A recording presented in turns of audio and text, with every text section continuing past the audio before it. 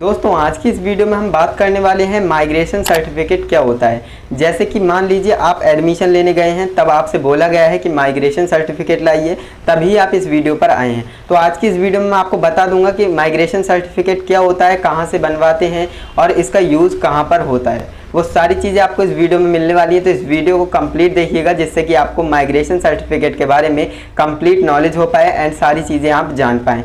तो दोस्तों migration certificate होता क्या है, सबसे पहले इसके ऊपर बात कर लेते हैं। देखिए माइग्रेशन सर्टिफिकेट इसका हिंदी में मतलब होता है प्रवास प्रमाण पत्र।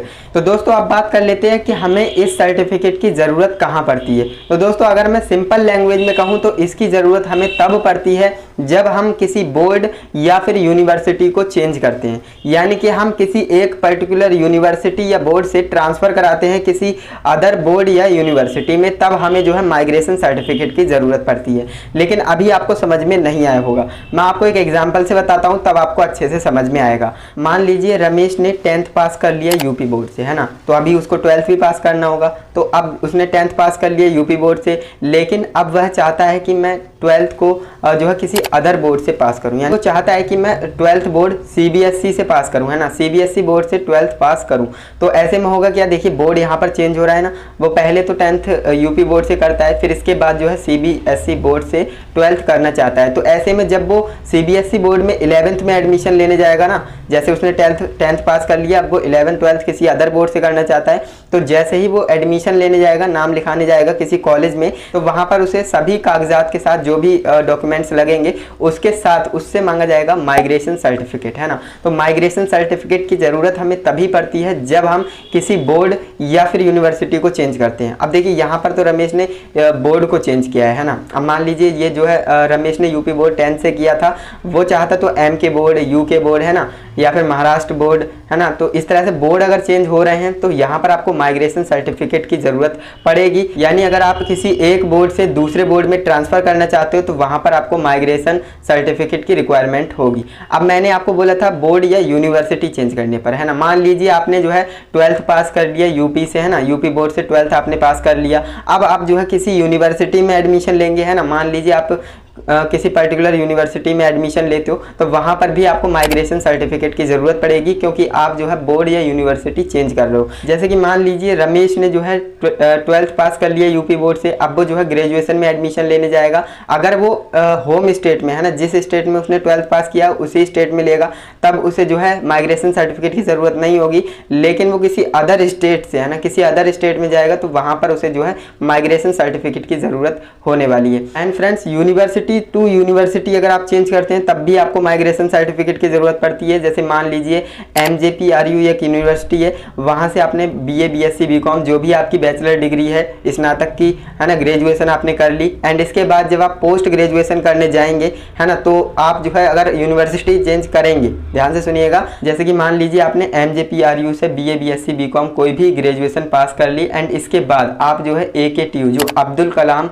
टेक्निकल यूनिवर्सिटी है उसमें आप एडमिशन लेना चाहते हो, या फिर DU दिल्ली यूनिवर्सिटी में एडमिशन लेना चाहते हो, तो ऐसे में क्या हो रहा है, तो ऐसे में यूनिवर्सिटी चेंज हो रही है। तो यूनिवर्सिटी चेंज होगी तो वहाँ पर भी आपको माइग्रेशन सर्टिफिकेट की ज़रूरत होगी। तो इस बात को आप ध्यान रखिए। सिंपल लैंग्वेज में आपको बता देता हूँ, अगर बोर्ड चेंज हो रहा है या फिर यूनिवर्सिटी चेंज हो रही है तो वहाँ पर माइग्रेशन सर्टिफिकेट की रिक्वायरमेंट होगी।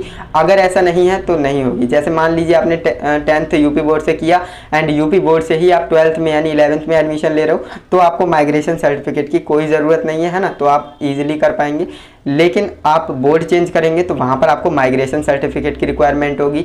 एंड इसी तरह से आप समझ सकते हो कि मान लीजिए आपने BA BSc BCom MJPRU university से की है, तो अगर आप उसी यूनिवर्सिटी से पोस्ट ग्रेजुएशन में एडमिशन लेना चाहेंगे तो आप इजीली ले पाएंगे, वहाँ पर आपको माइग्रेशन सर्टिफिकेट की ज़रूरत नहीं पड़ेगी। तो ये मैंने बिल्कुल सिंपल लैंग्वेज में बता दिया है, एंड आप समझ भी गए होंगे कि अगर बोर्ड चेंज हो रहा है या यूनिवर्सिटी चेंज हो रही है तभी हमें माइग्रेशन सर्टिफिकेट की ज़रूरत होगी, एंड अदरवाइज नहीं। अब बात कर लेते हैं कि माइग्रेशन सर्टिफिकेट हमें मिलेगा कहाँ से, है ना। तो देखिए जहाँ से आपने 10th या 12th जो भी अपनी लास्ट स्टडी होगी, है ना, लास्ट क्वालिफिकेशन जो भी आपकी होगी, मान लीजिए 10th के बाद आप बोर्ड चेंज कर रहे हो या फिर ग्रेजुएशन के बाद आप पोस्ट ग्रेजुएशन में एडमिशन लेना चाहते हो, तो ऐसे में जो भी आपकी लास्ट एजुकेशन है वहाँ पर आपको अगर बोर्ड चेंज हो रहा है तो आपको उस कॉलेज में जाना होगा। जैसे कि मैंने रमेश का एग्जाम्पल लिया था, उसने 10th यूपी बोर्ड से किया था और वो 12th CBSE बोर्ड से करना चाहता है। है। तो ऐसे में वो क्या करेगा, 10th जिसने यूपी बोर्ड से किया है अपने कॉलेज में जाएगा, वहाँ पर बोल देगा कि मुझे जो है बोर्ड चेंज करना है, तो वहाँ पर जो है कॉलेज से उसे माइग्रेशन सर्टिफिकेट मिल जाएगा।